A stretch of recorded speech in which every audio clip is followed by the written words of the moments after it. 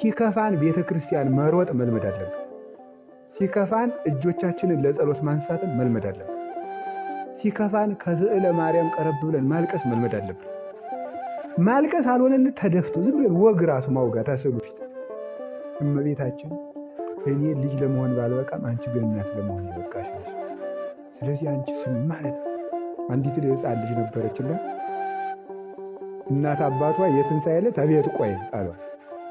እዛችሁኝ ሂዱ መቁረብ እፈልጋለሁ። አይቻልም። ቆይ ዛሬ ቤት የምትጠብቂ አንቺ ነሽ ብለው ዘግተውባት ሄዱ። እመቤታችን ስል ቀረብ ብላ ግፌን ተመልከች። እኔ የልጅሽን ብርሃን ማየት እየበለው ከልክለውኝ ሲውሉ ልብ በይ። ትንሽ ልጅ እኮ ናት።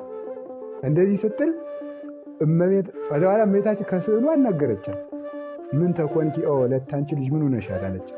እናት አባቴ እንዲያርገው ቤት ጠባቂ አድርገው ጥለውኛል፣ ነይ እንሂድ ብላ ወስዳ ሰውራ ወስዳ ከቤተ ክርስቲያን አገባቻት እመቤታችን ማለት።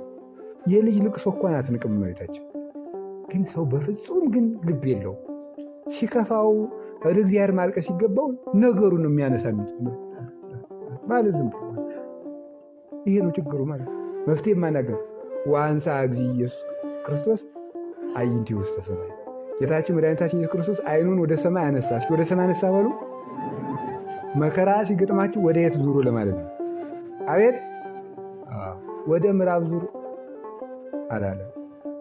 ዲያቆኑ ሲቀድስ ወደ የት ዙሩ ነው ያለ? ወደ ምስራቅ ተመልከቱ ነው ያለ። ማሰብ ያለብን ይሄ